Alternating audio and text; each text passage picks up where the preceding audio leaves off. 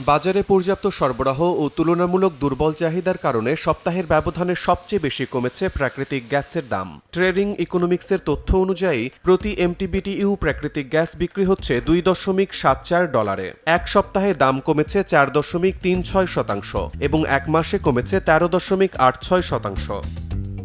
ব্রেন্ট crude প্রতি barrel বিক্রি হচ্ছে $87.30। এক সপ্তাহে দাম কমেছে 4.11%, যদিও এক মাসে দাম বেড়েছে 18.08%। একই সময়ে ওয়েস্ট টেক্সাস ইন্টারমিডিয়েটের দর নেমে এসেছে $81.44 প্রতি ব্যারেলে। সপ্তাহের ব্যবধানে কমেছে 3.47%, তবে এক মাসে বেড়েছে 15.8%। এদিকে গ্যাসোলিন প্রতি গ্যালন বিক্রি হচ্ছে $3.32। এক সপ্তাহে দাম কমেছে 2.46%, তবে এক মাসে বেড়েছে 14.50%।